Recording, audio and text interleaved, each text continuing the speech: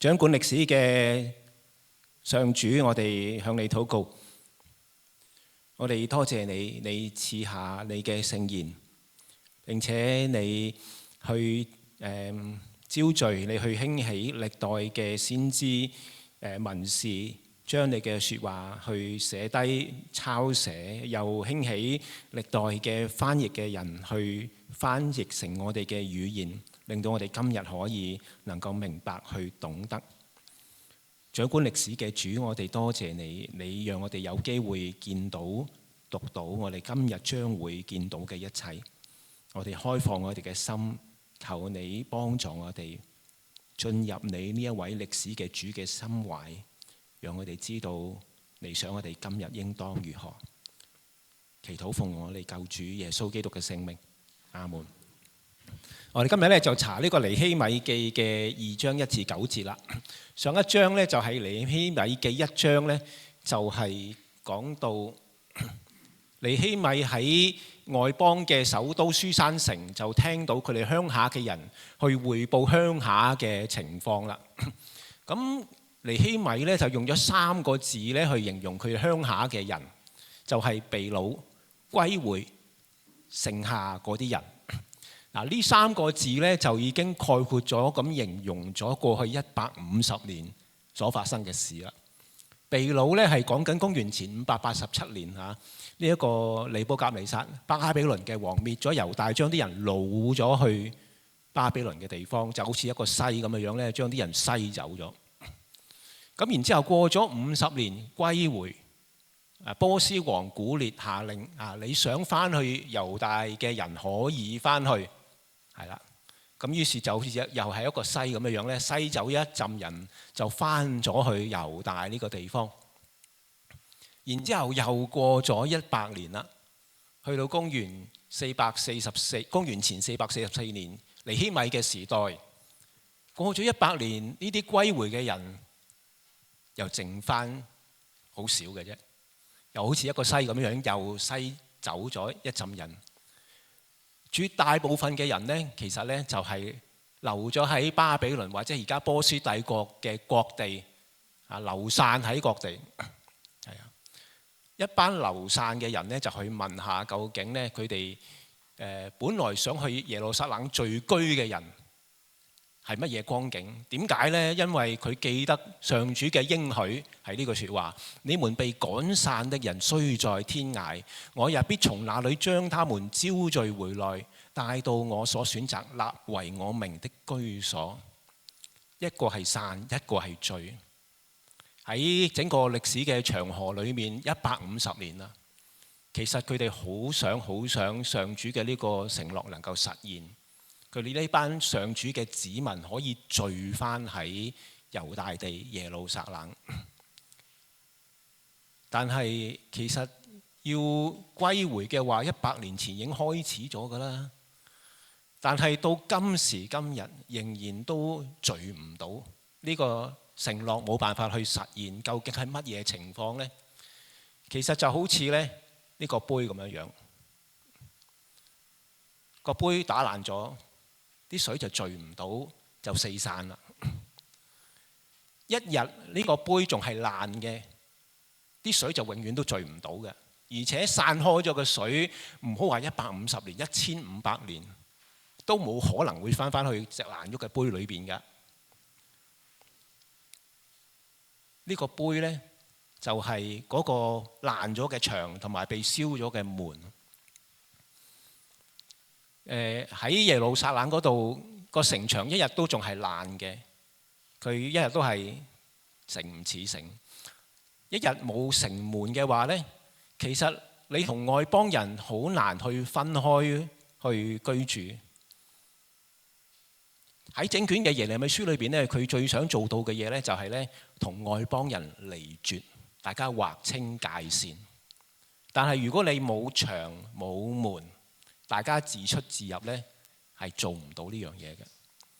聚同埋散，重點唔係淨係話班猶太人係散居定係聚埋一齊住，仲有另一個係排外嘅含義，係淨係得猶太人喺裡面住，按照猶太人嘅生活同埋信仰去生活。呢個就係罪同埋散個分別。但係而家冇牆冇門，做唔到。咁散居嘅人嘅生活又係點樣樣嘅呢？嚇，我哋聽聞150年前佢哋被擄到去由呢個巴比倫做奴隸喎，做戰俘喎，係嘛？過咗150年又係點樣嘅呢？咁啊，上個世紀呢，喺一個叫做涅坡嘅地方，即係大概係伊拉克嘅地方啊，距離呢一個書珊城啊，大概200公里左右啦嚇，出土咗一批嘅泥板。係啦，咁咧就呢個泥板嘅年期咧，就正正係尼希米嘅時代，亞達薛西王執政嘅時代。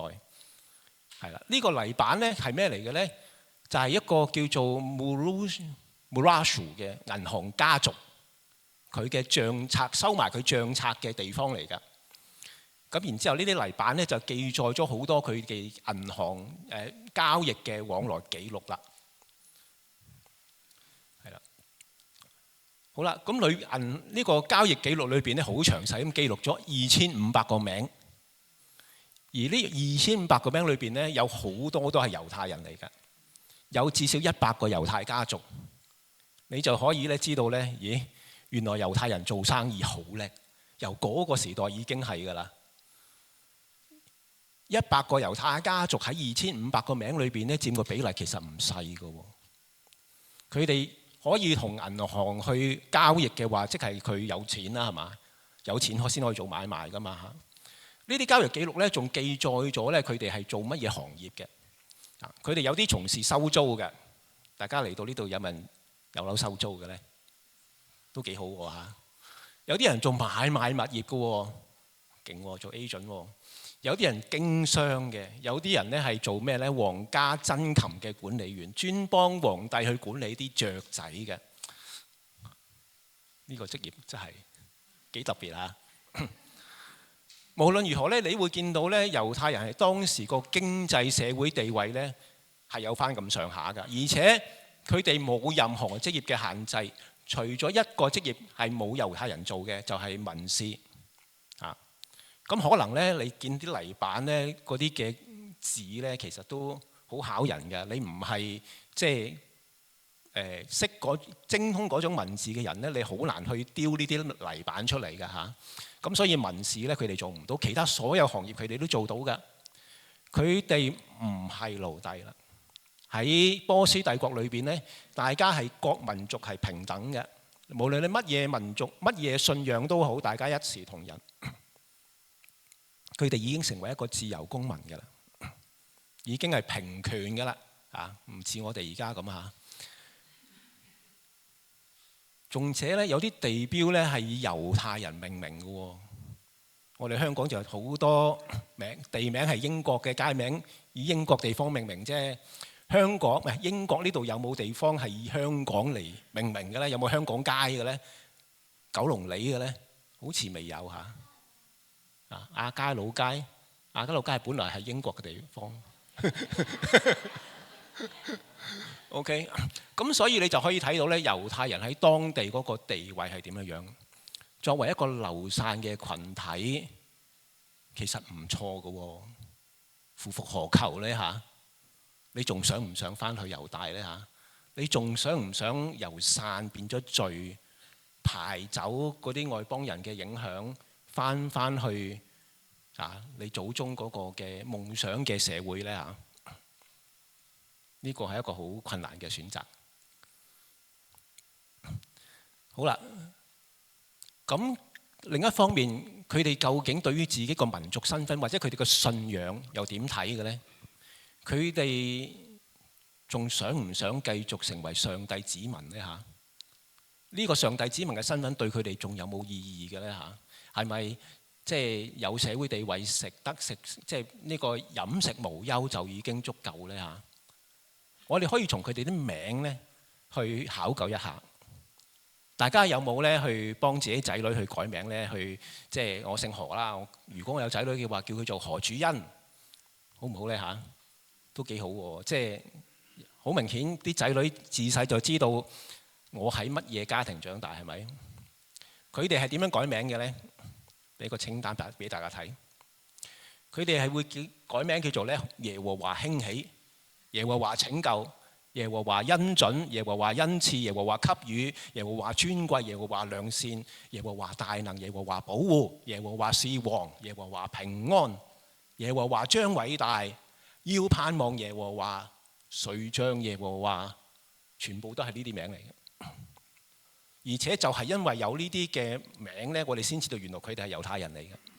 呢啲就係猶太名嘅特色啦。仲有一個名呢，喺啲泥板裏邊冇嘅，但係我哋個個都知道呢，呢個名嘅就係尼希米自己啦。尼希米咪就係流散嘅猶太人咯。尼希米呢個名點解啊？耶和華安慰。尼希米呢個字呢，就係得3個音節嘅啫，但係如果你睇英文係點譯嘅呢？Nehemiah 4個音節㗎。喺最後仲有個 IAH 冇譯到出嚟，呢個 IAH 呢就係耶和華嘅簡寫啦。咁所以好多名都係咁樣嘅，比如話耶利米都係㗎 ，Jeremiah 後邊呢就係耶和華啦。換句話講，佢哋呢一班人雖然過咗150年，佢哋仍然記得自己係耶和華嘅子民。都唔係個個係嘅，有啲人呢幫仔女改名已經係外邦嘅姓名㗎啦。但係有一班嘅猶太人，唔少嘅猶太人，佢仍然惦記住自己嘅身份，同埋佢嘅信仰係離不開嘅。所以呢，呢位酒政尼希米就係其中一個呢一類典型嘅流散者，佢哋地位高尚，有社會地位。但係冇忘記到自己呢嗰個民族同埋信仰嗰個根源，佢哋仍然記得上主講過，佢哋會由散到聚。佢哋而家喺呢一個波斯帝國嘅境內，雖然生活無憂，社會地位高尚，但係唔係一個終極目標。佢哋終極係要聚，要排除所有外邦人嘅影響。翻去猶大國，恢復以前嗰種嘅景象。好啦，咁啊講下呢位酒政耶利米嘅工作場景啦。咁咧呢個呢，你見到呢就係一個飲酒嘅場景。呢個呢就唔係嗱，飲酒好多場景啦。有時呢就係宮廷呢個嘅大排筵席啦。呢一個呢就係皇帝同埋皇后自己喺花園度飲酒嘅場景啦。呢個就唔係波斯王啊，呢個呢就係再早多200年，就係啲亞述王嘅浮雕嚟㗎。我哋可以呢仔細去呢睇一下呢佢呢個咁仔細嘅即係場景係點樣樣。我哋先睇下個皇帝先啦，可唔可以呢去 zoom in 下皇帝嗰 part 呢？係啦，你見到呢係啦，佢係挨喺一張龍床上邊啊。頭頂上面咧係嗰啲植物嚟㗎，可能係葡萄啦，或者係即係啲果樹啦嚇。咁喺花園裏邊咧，同個皇后卿卿我我咁嚟飲酒咯。佢仲要咧係呢一個冚住張被嘅，冚張氈嘅，係啦。咁啊，你見到佢好得意嘅喎，左手一定會揸住朵花嘅喎，係啦，右手就捧住個碗啦嚇。咁啊，皇帝咧，以前好多嘅即係浮雕咧，嗰啲皇帝個樣都俾人作走咗嘅啊！啲後人唔想俾人見到佢個樣啊。阿皇后咧都俾人作穿個鼻嘅，但係咧對眼咧都仲見到，你見到佢咧個眼眉係咪有幾條線啊？畫晒眼線㗎，好講究㗎。你再即係洗清咗佢哋件衫咧，全部都有花紋㗎。好精緻嘅花紋嘅，係啊！我哋再睇下佢哋啲凳腳，係啦，連啲凳腳嘅雕刻都好精緻嘅。你哋屋企啲凳腳有冇咁靚啊？係嘛？呢個就係佢哋即係當時咧，唔好話波斯時代，喺亞述時代早200年已經係個宮廷個場景係咁精緻得令人透不過氣㗎啦，係啊！好啦，咁個酒政喺邊呢？我哋睇翻下佢嗰個呢一張 coffee table 嘅物體嚇，個台面上面有啲乜嘢嘢？係啊，個台面上面呢，係啦，中間度咧係有個酒杯嘅，就係裝酒噶啦。嚇，咁佢啲酒杯咧就手捧嗰個咧就唔似杯啊，似個碗多啊，好扁嘅碗嚇。啊，咁酒政喺邊度咧？呢個圖裏邊其實有個酒政嘅喎。啊，我哋去翻全景嗰度睇下，係啦，你揾唔揾到個酒政咧？啊，你左右就見到兩個妹仔喺度潑線啦嚇。係啦，好啦，我哋去睇下咧，左邊個妹仔嘅左手邊有隻手嘅，係啦，嗰隻手上邊係捧住杯酒嘅，嗰個就係酒政啦。係啦，你見到佢隻手嘅，係啦。咁啊，呢個就係似乎咧就類似係今日咧個故事發生嘅場景，就係皇帝同埋皇后飲酒嘅時候所發生嘅事嚇。好啦，我哋睇下一張圖，係啦，過咗200年啦，呢一個壁畫咧就係亞達薛西王時候嘅場景啦，係啦。呢個咧就喺宮廷咧，就係文武百官在場，個皇后唔喺度嚇，文武百官喺度接待外賓嘅時候咧嘅景象嚟㗎。啊，好多人喎，似乎嚇，裏邊有至少9個人嚇。最左最右嗰4個咧就係衛兵嚟嘅，揸住支矛。坐最中間嗰個咧就係皇帝。啊，呢個就唔係亞達薛西，亞達薛西係皇帝後邊企喺度嗰個。啊，嗰個咧就係佢嘅太子，就係亞達薛西啦。係啦，你見到咧個皇帝同埋太子所企或者坐嘅地方咧係高1級、高幾寸嘅，好講究㗎。即使係幾寸都好，我都要高過你少少，表示個地位㗎。係好啦，皇帝見緊個咩人呢？係啦，呢個嘅皇帝同埋呢個太子啦嚇，佢哋又係隻手揸住朵花嘅，好得意㗎。同埋你見到咧，佢呢啲衫咧，波斯人嘅衫咧係斯文好多㗎，冇咁浮誇㗎嚇，淨係咧好即係冇乜花紋，但係咧佢係闊袍大袖，好文雅嘅。好啦，見呢個來賓嚇，咁咧呢個來賓咧係來頭不小嘅。點解咧？因為佢喺皇帝面前咧唔使跪㗎。波斯人咧係好講禮節嘅噃，唔同階級嘅人咧見皇帝係用唔同嘅方式咧去問安㗎。呢一個貴賓咧，佢只需要做飛吻嘅動作就已經夠啦。係啊，係啊，呢個就係當時嘅禮節。波斯王嘅朝廷裏邊係好講呢啲好精細嘅禮節。你做得朝廷命官咧，你一定要循規蹈矩，做足呢啲規矩㗎。如果唔係，就以下犯上啦。好啦，皇帝後邊仲有2個人喎，皇帝同埋太子後邊就係文武百官嘅代表啦。喺嗰個太子後邊嗰個咧，就係御用嘅祭司，即係咧首席嘅哲士。即係成個宮廷裏邊咧最有智慧嗰個就係佢啦，啊，咁啊，然之後咧再後邊嗰個咧就係武官嘅代表，即係御前4品大都侍衛就係呢啲人啦，係啊，成個朝廷裏邊咧係得佢咧係有武器嘅啫，嚇，佢咧右手就揸住把劍，啊側邊咧仲袋住一個咧短嘅佩劍，啊你見到佢個佩劍好精緻㗎。咁啊，就係呢一個近身嘅侍衛啦。好啦，亞達薛西王係點樣就任嘅咧？係咪佢父王咧呢一個年老呢一個壽終正寢佢去接位嘅咧？唔係，佢前面嘅父王係俾佢後邊嗰個侍衛殺死嘅。然之後咧。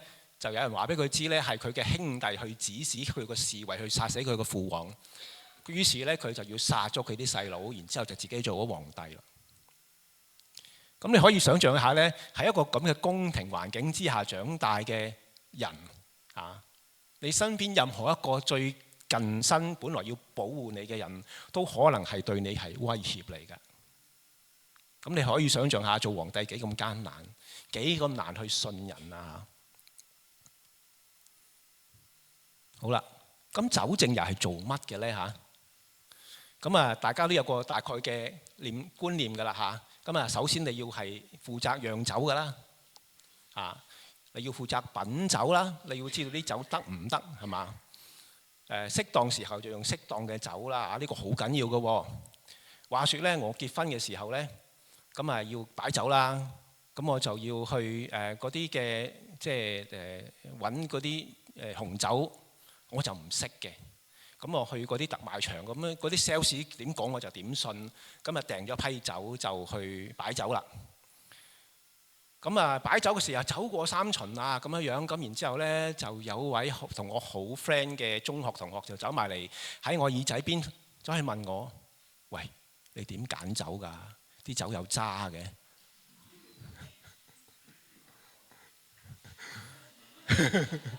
我唔知啊，我唔識啊，但係我只係知道當場咧，我係好冇面咯，係嘛？你諗下一個皇帝，如果佢啲酒唔得，係幾個冇面嘅事啊！所以呢一個酒政係好緊要嘅。咁當然酒政又有一個好重要嘅關乎國家安全嘅作用啦，就係試酒員。通常咧，皇帝飲酒之前咧就係個酒政飲先嘅，佢揾個殼筆少少出嚟擺喺佢左手度，然之後就飲咗佢先。有人要毒咧，就先毒死呢個先。呢個就好緊要啦。仲有另外一啲呢係好緊要嘅。皇帝乜嘢時候飲酒㗎？除咗大宴即係宮廷筵席之外，有冇人飲酒㗎？呢度有啊，嗬？乜嘢？大家咩時候會飲酒㗎？開心嘅時候咪飲咯，係嘛？或者你唔開心，你想開心嘅時候咪要飲酒啦，係咪啊？係啦，所以。其實咧係飲酒咧係關乎皇帝心情嘅事，而呢一個嘅酒政係必須要知道究竟皇帝而家係開心定唔開心先，係咪啊？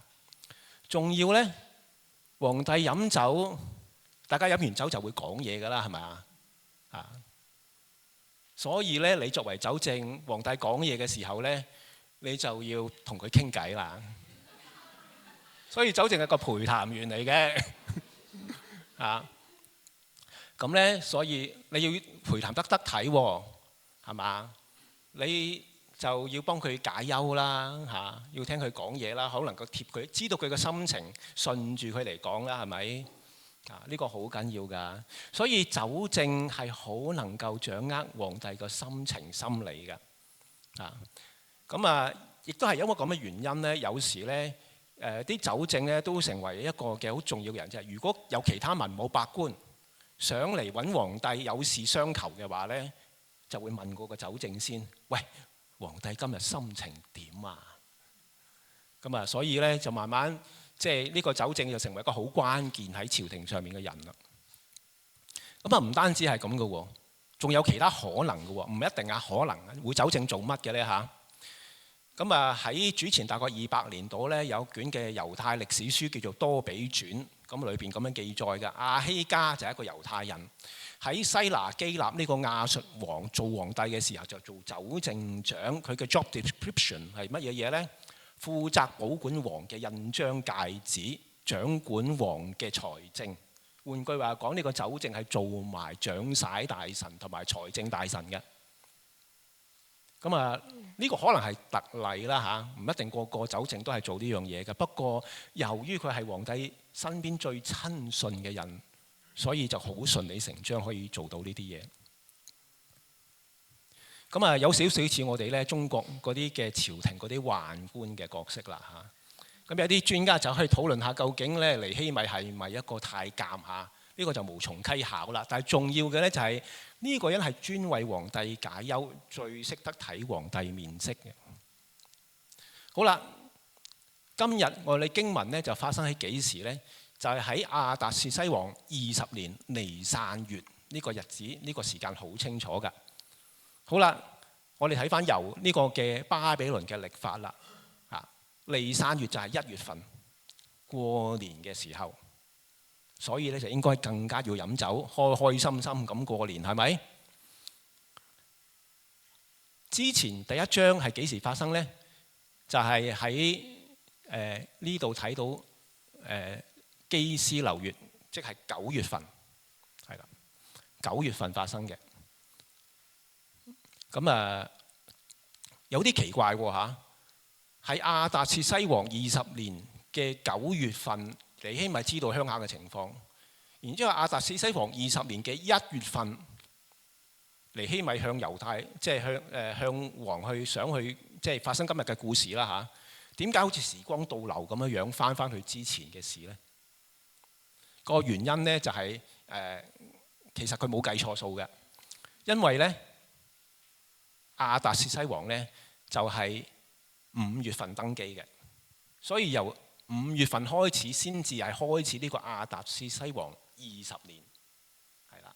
所以由呢個嘅6月份去到第2年嘅4月份呢，都係亞達薛西王20年，係啦。所以佢呢個日子係冇計錯數㗎。重要嘅呢就係而家我哋要記得啦，由佢鄉下嘅人話俾佢知道，猶大嗰個嘅城冧咗，城門燒咗，去到今日嘅故事，足足過咗4個月，由秋天到過年，而家新年啦，係啦。個故事開始啦，酒擺在王面前，我拿起酒來奉給王，我在王面前從來沒有受用。咁呢個酒政做得好好喎嚇，佢要為皇帝解憂，令皇帝開心，佢當然唔可以有受用啦，係咪？尤其是新正頭嘅時候，就更加唔可以黑口黑面啦，係咪？咁同上一章嘅對比就好強烈啦。上一章啱啱最結尾嘅時候，佢喺度好哀傷咁祈禱。佢嘅祈禱呢，就係話呢：求你側耳聽你僕人嘅祈禱嚇，使你嘅僕人今日亨通喺呢個人面前蒙恩。呢個人係講緊個皇帝。啱啱上一章先至講到呢，佢係喺一個極度哀傷嘅情景裏邊，但係而家呢4個月之後，佢係話我喺王面前從來沒有受用。佢上一個章講嗰個祈禱呢，其實就好簡單嘅，淨係一句説話，即係求我喺王面前蒙恩。佢的確係想翻去耶路撒冷，去重建城牆城門㗎。但係究竟可以點樣做呢？佢上一章嗰個祈禱呢，就唔係好仔細嘅，唔係好具體嘅啫。佢都唔知點樣求好。佢淨係知道呢，佢係酒政，佢係皇帝身邊嘅紅人。事情嘅關鍵一定在於呢個皇帝。佢冇解夢嘅異能，佢唔係但以理，佢唔係約瑟，佢冇嘢叻，佢淨係識得討皇帝嘅歡心嘅啫。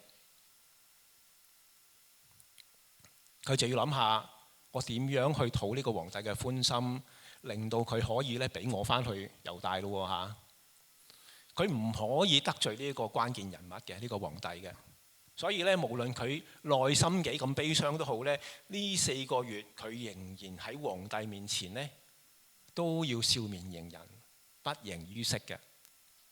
似乎佢好有信心喎。佢話佢喺王面前從來沒有受用嘅。然之後下一節，皇帝一句得物嚟。正當佢將杯酒遞去皇帝嘅面前嘅時候，皇帝第一句就話：你做乜個樣咁衰㗎？嗱，如果你睇和合本呢，佢唔係咁譯㗎。我就按翻原文個順序，原文個順序第一句説話就係皇帝嘅問號啦。你個樣做乜咁衰㗎？咁咩叫樣衰呢？其實呢就有可以好闊嘅含義。你可以話好似咁樣面帶愁容啦，或者話你可以話面黑啦嚇。總之就係唔好啦嚇。你個樣咁差咁唔好㗎咁樣樣。皇帝同個皇后喺花園度卿卿我我嘅時候，有個人遞杯酒埋嚟，面黑黑嘅。然之後先至咁講啦。皇帝話：你又冇病，一定係你個心有嘢唔妥啊！你可以譯做愁煩啦，總之係啲唔好嘅嘢啦嚇。於是我非常懼怕。佢本來係好有信心，可以控制到自己嘅情緒，自己個樣唔會露出嚟㗎。但係就露餡啦，俾人知道佢嘅心情啦。本來佢係最識得皇帝心情嗰個人，而家反而俾皇帝睇穿佢嘅心情，反轉咗。佢本來係諗住可以將皇帝嘅心情玩弄喺鼓掌之下，而家調翻轉，俾皇帝睇穿佢，咁好大鑊㗎喎！你喺皇帝面前表現不悅呢，係大不敬嚟㗎喎。你作為酒政就更加唔可以咁做喎。皇帝係一個極端缺乏安全感嘅人。你喺我面前口黑面黑，可以有好多原因㗎。而家係咪你唔滿意我啊？係咪你做酒政好唔開心啊？點解佢會面帶愁容呢？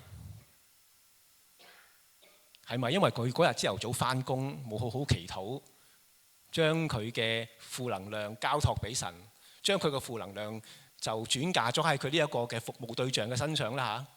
你作為一個服務性行業嘅人係唔可以咁嘅喎。啊，你嘅負能量唔可以去向你嘅客戶，尤其是呢個皇帝啊，去令佢轉嫁俾佢嘅喎。佢呢度話咧，我非常懼怕咧。原文咧係用連續兩個形容詞，係講到係極度即係極盡嘅懼怕啊！我哋聖經話盡心盡性，個盡字咧就係呢個盡字啦，係極度嘅懼怕。因為呢一個第一，即係佢好意外啦，佢冇諗過自己會個樣俾人睇穿。第二就係佢已經失去咗所有對皇帝嘅影響力啦。佢本來最叻嘅就係討皇帝嘅歡心，而家佢係令皇帝多咗愁煩。點好呢？如果你係即係你會點樣呢嚇？你會點反應呢嚇？有時呢，即係太太會問我呢：「喂，你今日個樣好愁喎，你係咪唔開心啊？」我嘅第一反應通常係話：係咩？唔係啊，冇啊。自己冇即係冇對住塊鏡，就睇唔到自己個樣嘅啊。另一個反應可能就係請罪咯。啊，你而家做錯咗啊！你喺皇面前唔應該咁樣㗎。係啊，皇帝我罪該萬死，請恕罪啦，係咪啊？尼希米又點樣呢嚇？尼希米係咁答嘅。願王萬歲！為什麼我面不帶愁容呢？呢個又係按翻個原文個次序去咁樣譯嘅。佢係皇帝咁樣得埋嚟，佢就咁樣得翻過去。點解我會不面帶愁容呢？咁啊，似乎佢喺懼怕之下呢，就盤死噶咯喎。佢咁樣答人係好大鑊噶喎嚇。我祖先墳墓所在的那城荒涼，城門被火焚燒。呢個係你自己嘅問題啫，你做乜煩個皇帝啫？係咪？你做酒政啊嘛，酒政唔係做呢啲嘢㗎。你試下喺麥當勞度呢一個人哋向你點餐，你同人話我祖宗山墳俾人掘啦，關佢乜嘢事啫？係咪？咁所以呢個係你可以話一個盤死呢個嘅一個反應嚟嘅。呢個係非常之唐突嘅。但係呢，佢又唔係亂講嘅喎。你留意呢，佢嘅重點係話我個人問題，我個家庭出事。佢唔係講，其實佢心裏邊呢最心底嗰句係乜嘢啊？我要實現上帝嘅承諾，由散到聚，我要同所有嘅外邦人離絕。講緊係民族，講緊係宗教。但係佢答皇帝嘅時候唔講呢啲嘢。佢答皇帝嘅時候淨係話個人家庭問題。我出於個人原因，我今日就好悲傷啦嚇。祖宗墳墓俾人搞。佢咁樣講係要知道咧有紅線嘅，佢唔可以喺皇帝面前違反呢個官方政策。波斯嘅官方政策咧係各民族要平等，要和平，嚇，你唔好自己咧去搞呢一個嘅種族隔離嚇。所以佢咧要非常之小心，同埋佢係點到即止啫，佢冇作任何請求嚇，就睇下咧皇帝點反應啦。佢咁樣盤死咁樣咧去得返皇帝一句，究竟皇帝會點做咧？嗱，呢個係一個好大嘅賭博嚟㗎。皇帝心情唔好嘅話，出去斬啦，係咪？皇帝心情又好嘅話咧，就可能會懷念你咁多年喺我身邊，聽我講咁多嘢啊，咁我都幾中意你呢個人嘅嚇，可能係咁啦嚇。但係無論如何，你咁樣得完之後，其實你唔知個皇帝會點反應㗎。結果王就話：咁你想點呢？你想點呢？經文就話咧，於是我向天上的上帝祈禱。呢個咧就係和修本嘅翻譯嚟㗎。如果你睇和合本嘅翻譯咧，就話咧我向天上嘅上帝默禱，咁就好大分別咯嚇。如果係我向天上嘅默禱咧，就即係話咧，皇帝問我：咁你想點啊？我就禱陣先啊，跟住然之後再答你，係唔係咁咧嚇？其實原文就冇默呢個字㗎，原文就係祈禱嘅啫嚇。所以咧就唔係話咧尼希米聽完個問題之後就自己停咗一陣，同上帝講完一輪嘢，然之後先至再答個皇帝，唔係咁嘅樣，而係佢跟住落嚟要講嘅説話，既係同皇帝講，亦都係佢對上帝嘅祈禱，既係向人求，亦都係向神求。當皇帝開口話：咁你想點啊？咁樣，其實就已經係一個執到寶啦。皇帝今日心情好啦，咁你就可以咧去知道上主喺當中介入，去施恩。呢個係施恩嘅時候啦。於是咧佢就去講：王若以為好，僕人若在王面前蒙恩。呢個正正就係上一章4月份4個月之前佢嘅祈禱啦。佢就係話要向呢一個在王面前蒙恩，就係呢4個月佢一直去祈求緊嘅嘢。係啊，呢個就係延續緊佢過去4個月嘅禱告。然之後咧就再有一啲具體㗎啦。求王差遣我去猶大，去我祖先墳墓所在的那城重新建造。好啦。如果要真係差佢去嘅話咧，皇帝要諗過先喎嚇。呢個人知我好多秘密㗎喎。如果佢唔喺我身邊，我睇住佢，佢會將呢啲秘密賣俾邊個咧？呢個好危險㗎喎嚇。佢失去咗身邊最信任嘅人。呢個時候咧，仲要加多一個變數啦。皇后在場。皇后坐喺佢對面，經文特別提出呢一點喎嚇。咁究竟皇后喺身邊會好啲定唔好啲咧嚇？唔知你覺得你比如你街坊朋友問你嘢，你太太喺你身邊，你答嘅時候會點咧嚇？不過咧，大家如果記得嘅話咧，大家記得施洗約翰被殺嘅時候個場景係點樣呢？都係一樣啦。嗰個嘅皇帝個女跳舞好開心，個皇帝就話咧：你想求乜啦？我乜都俾你。宮女就話要施洗向我個頭，皇帝就好唔願意，但係因為同席嘅人，佢唔可以收回成命。所以如果你呢個話你想點呢句説話講嘅時候，身邊有其他人呢，你就收唔返啦。呢個人向你求乜，如果你唔俾呢，你係好冇面，特別喺皇后嘅面前。